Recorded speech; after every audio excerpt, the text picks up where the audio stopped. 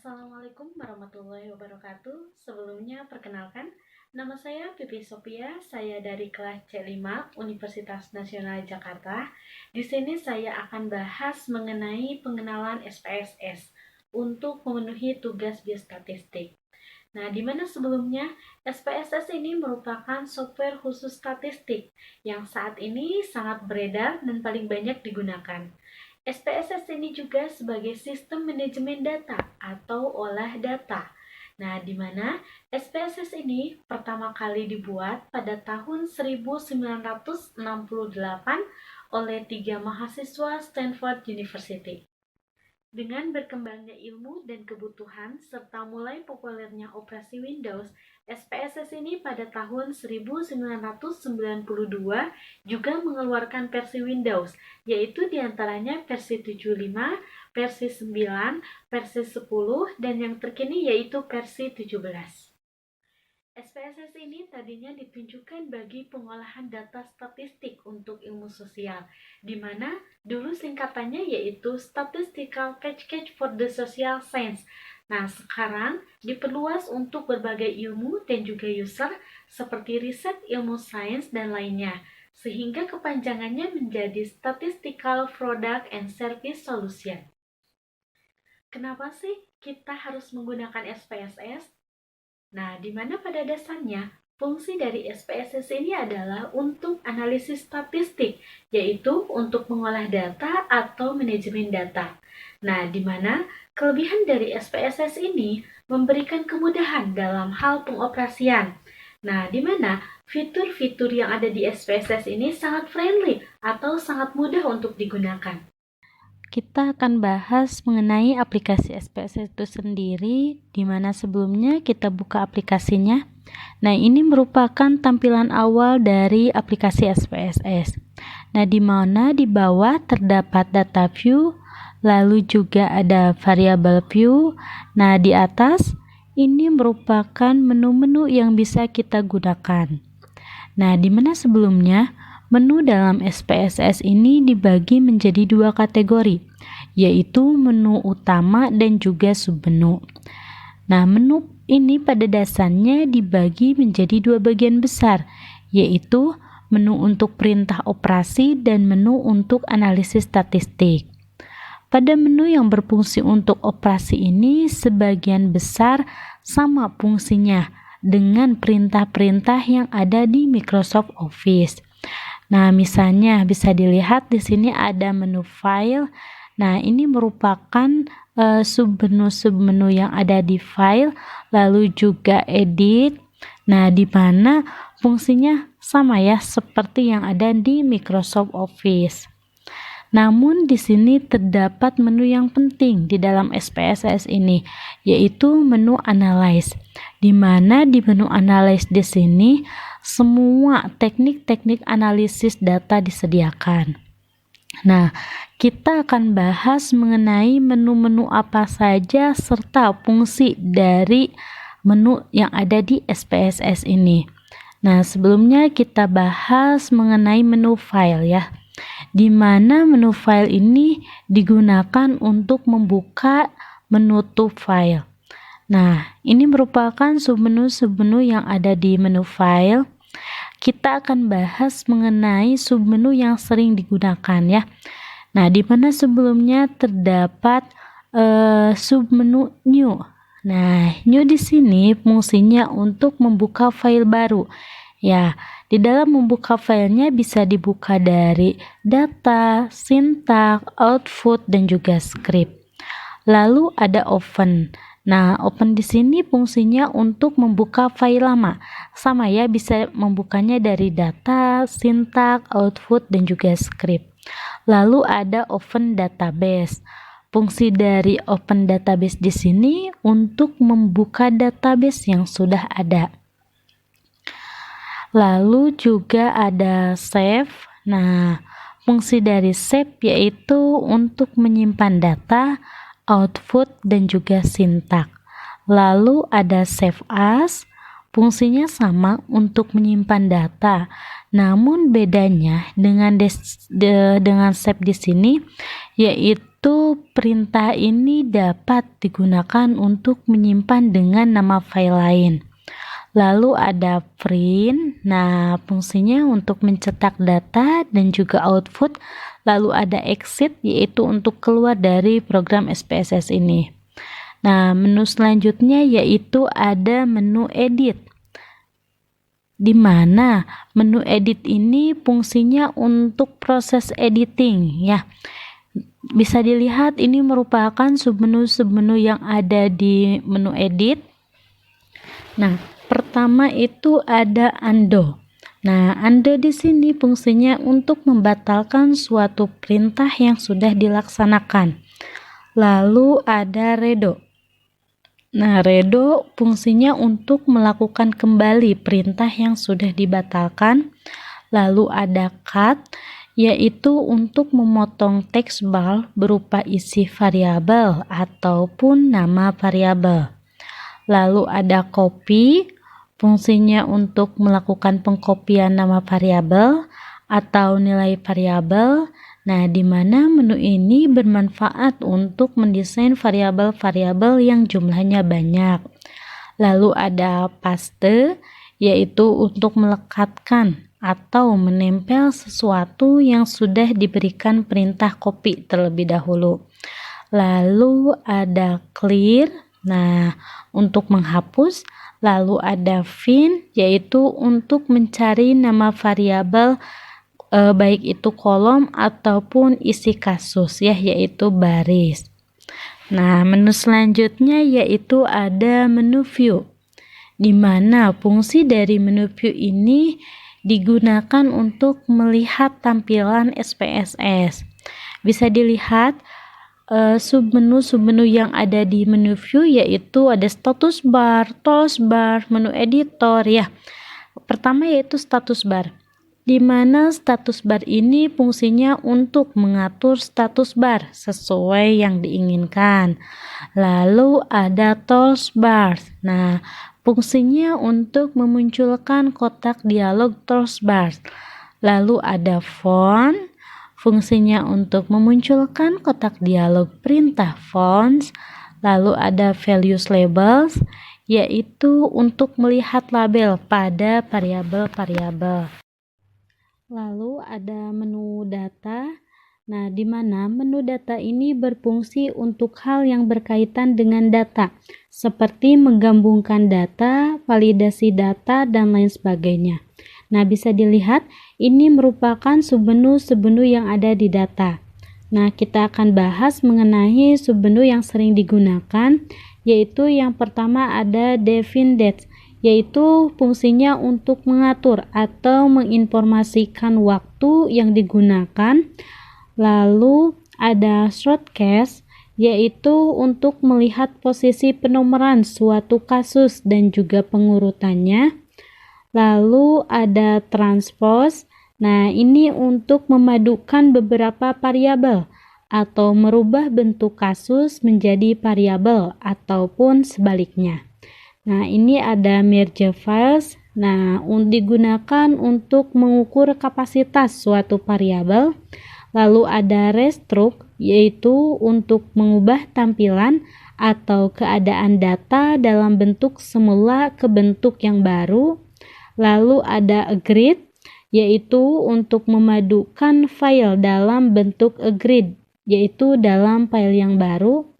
Lalu ada split file. Nah, split file di sini untuk memadukan kasus atau variabel tertentu dan mengorganisir atau mengatur keluaran hasil olah data berdasarkan urutan variabel. Nah, di mana dalam hal ini memecahkan kasus menjadi beberapa bagian. Lalu ada select case, yaitu untuk memilih suatu kasus tertentu, di mana untuk mengetahui urutan kasus, kondisi setingkatan kasus, dan juga variabel yang digunakan. Lalu ada wide case, yaitu untuk mengetahui besarnya kasus pada suatu variabel. Lalu ada menu transform. Nah, di mana menu transform di sini biasanya digunakan untuk membuat perubahan pada variabel. Nah, menu transform di sini juga berfungsi untuk mengetahui kriteria tertentu atau untuk melakukan transformasi data sebelum dilakukan analisis. Bisa dilihat di menu transform di sini banyak juga ya menu-menunya. Nah, ini menu-menu yang ada di transform. Nah, selanjutnya yaitu menu analyze. Nah, di mana menu analyze ini merupakan menu yang paling penting di dalam SPSS.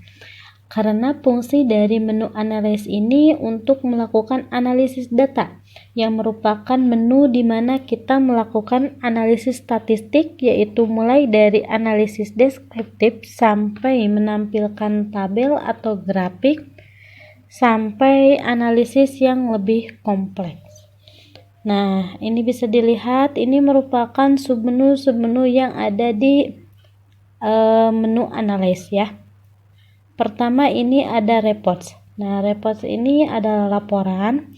Bisa dilihat, ini merupakan menu-menu yang ada di reports, yaitu OLAP Kubus, case summaries, yaitu ringkasan kasus.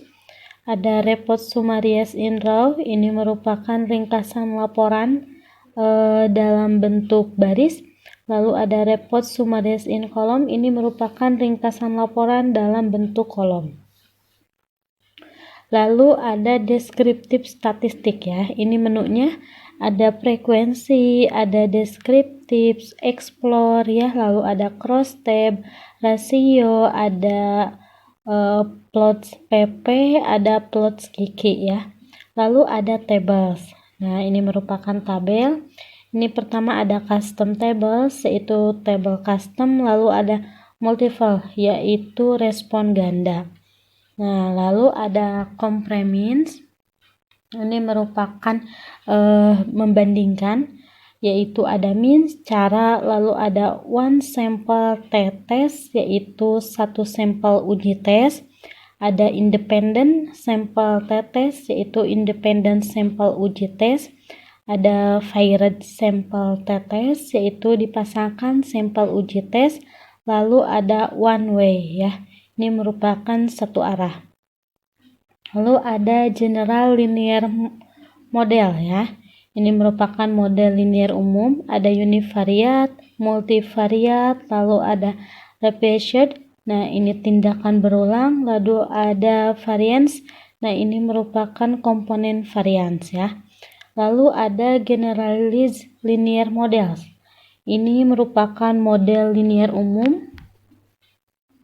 Nah, model linear umum ada generalized linear model, lalu ada generalized estimating equation ya, persamaan atau memperkirakan. Lalu ada mixed. Nah, ini mixed merupakan model campuran. Lalu ada correlation, korelasi, ada bivariate, ada partial, ada distance, ini jarak ya. Lalu ada regression. Nah, regression ini regresi. Bisa dilihat submenu yang ada di regresi ini. Ada linear, ada kurva estimasi, lalu ada parsial ya.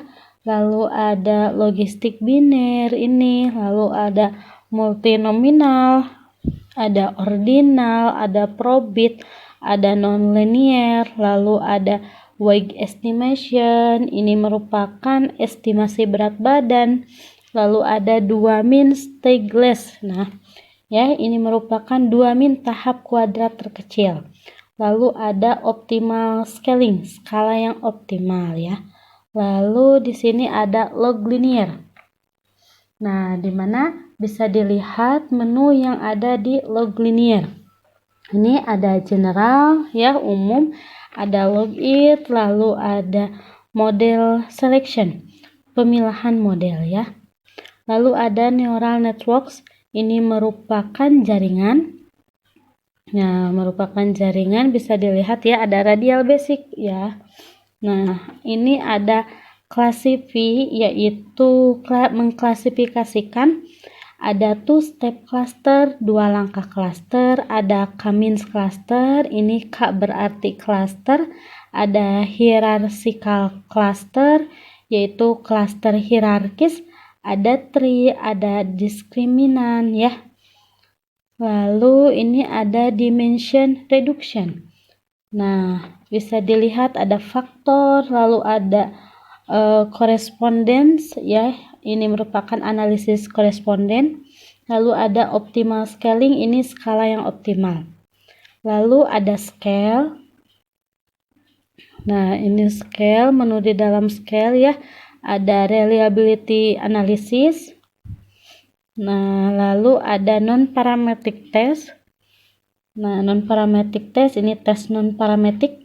Nah, di sini bisa dilihat non-parametric test. Nah, ada binomial, ada range ya, lalu ada 1K, satu sampel KS. Ini merupakan satu sampel KS.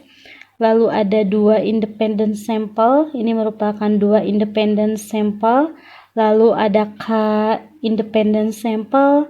Ada 2 sampel terkait. Ada K sampel terkait ya.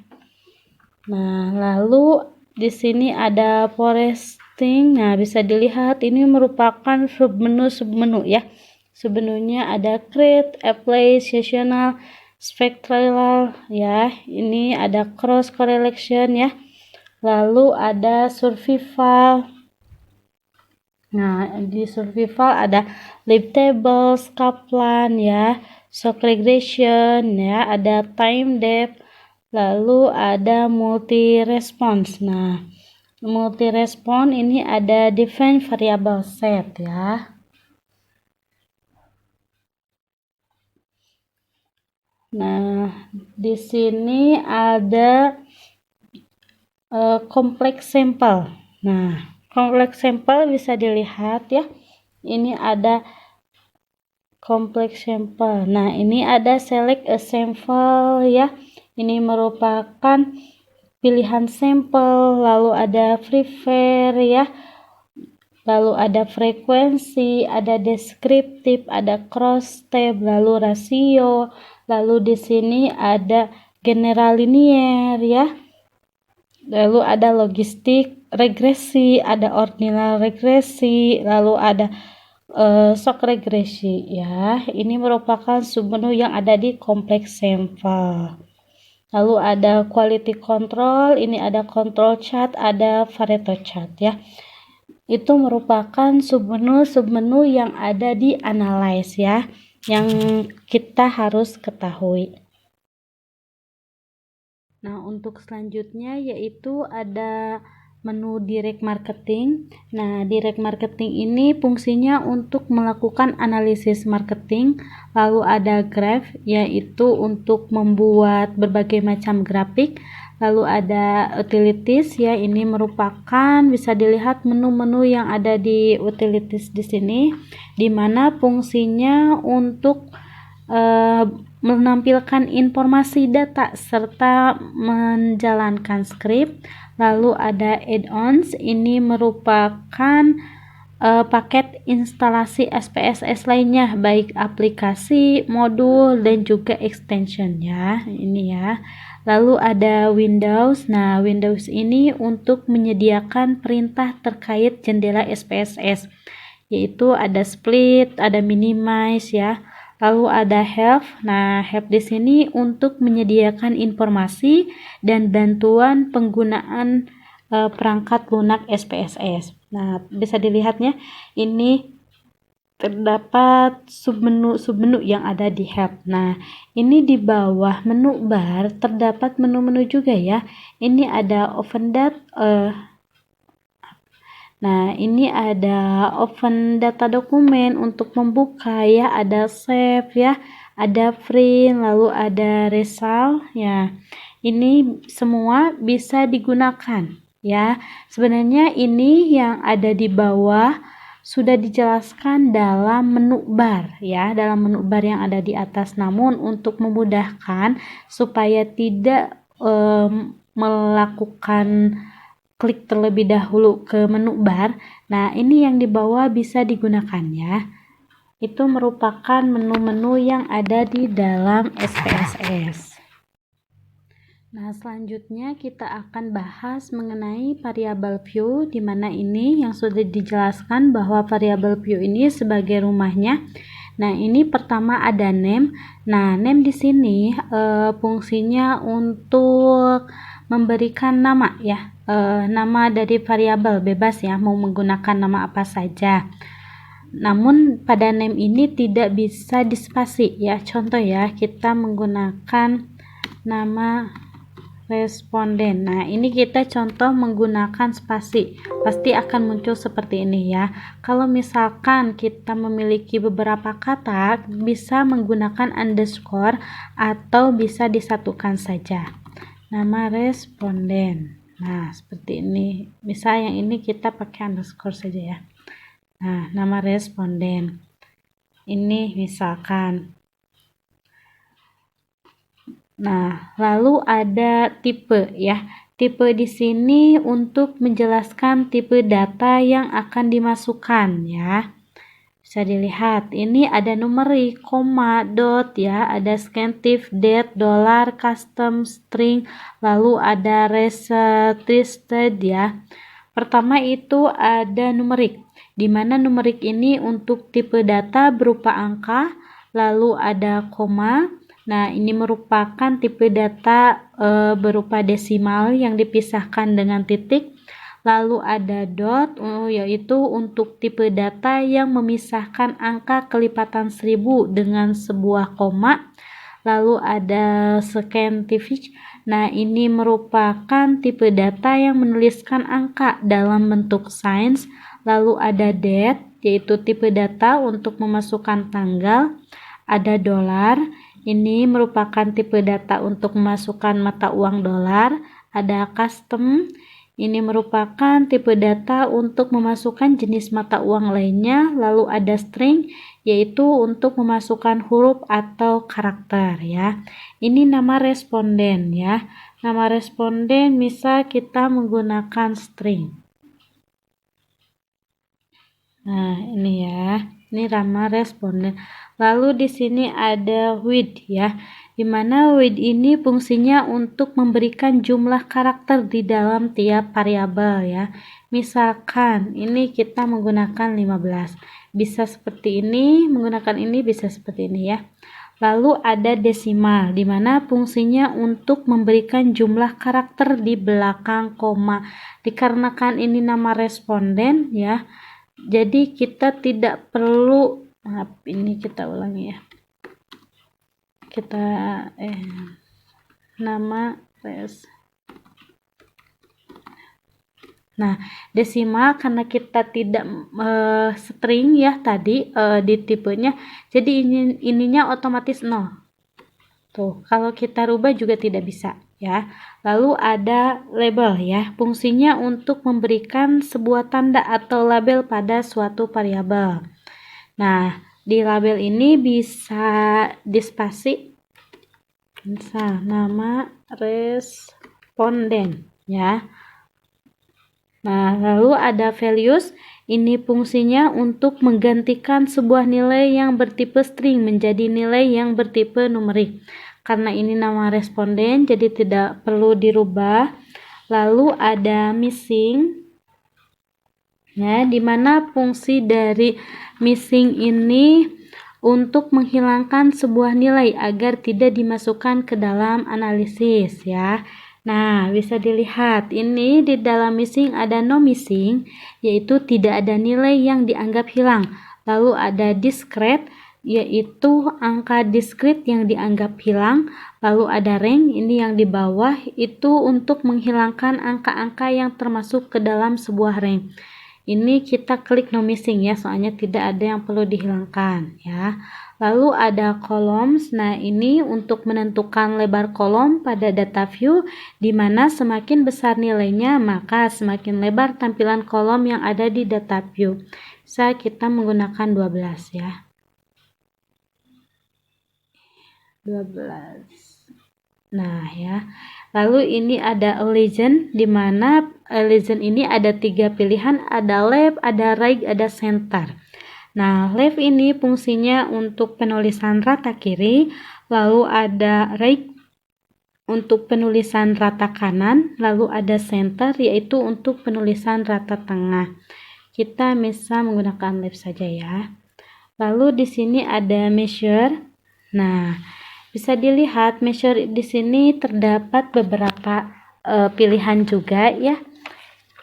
Di mana fungsi dari measure ini untuk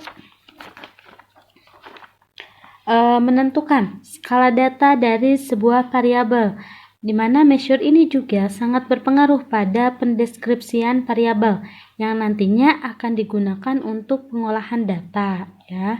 Pertama ini biasanya ada scale, misal yang ini ya.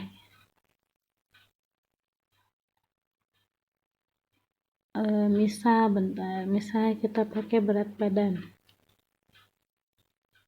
Nah, ini ada scale ya. Dimana scale ini ya, tipe variabel untuk skala data interval dan rasio. Lalu ada ordinal, yaitu skala data yang berfungsi untuk membedakan sekaligus mengurutkan. Lalu ada nominal, yaitu skala data yang berfungsi hanya membedakan saja ya. Ini nama responden kita menggunakan nominal ya. Ini untuk roll biasanya tidak begitu dilihat ya untuk roll ini. Nah, ini contoh di dalam pengisian variabel view ya. Ini contohnya.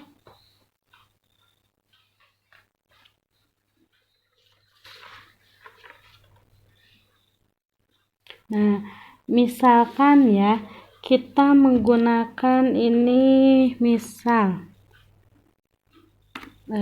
pendidikan ya di name-nya. Ininya numerik, ini weight. Nah, desimal ini tidak perlu, 0 saja pendidikan. Ininya pendidikan responden. Nah, ini di values ya, bisa kita rubah ya kalau pendidikan responden. Misal valuesnya 1 itu SD, 2 itu SMP, sederajat, 3 SMA sederajat. Nah, contohnya seperti ini ya dalam pemasukannya. Lalu 4 itu perguruan tinggi. Nah, lalu klik OK ya. Ini contohnya. Lalu ininya misinya 0, kolomnya kita tambahkan misal menjadi 12. Lalu di measure-nya karena ini ada peningkatan berarti menjadi ordinal gitu ya. Ini contoh. Nah, ini bisa dilihat di nama responden ya. Di mana di data view maksudnya. Nah, ini di atas ada nama responden, ada pendidikan. Nah, tinggal kita masukkan saja misalkan nama respondennya siapa misalkan. Lalu misalkan ya.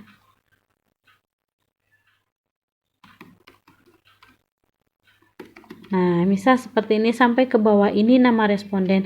Pendidikan ya. Pendidikan misal kita masukkan angka 1.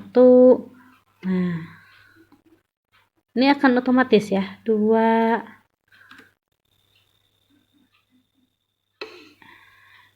Lalu 2. Lalu misal 4. Nah, 5. Nah, seperti ini. 5 tidak ya, tadi 3 ya. Nah, contohnya seperti ini. Tapi kalau misalkan pada saat kita melakukan memasukkan data seperti ini yang sudah dikode ya, yang sudah kita values. Nah, kalau misalkan tidak muncul seperti ini, misal munculnya hanya 1, 2, 3 misalkan, hanya seperti ini, bisa kita lihat di view. Nah, ini ada values label. Nah, Contoh misalkan kita hilangkan. Nah, tampilannya akan seperti ini, tapi bisa kita rubah kembali. Values labelnya dicentang. Nah, seperti ini. Ini merupakan contoh untuk pengisian variabel view. Nah, yang tadi dan juga data view ya.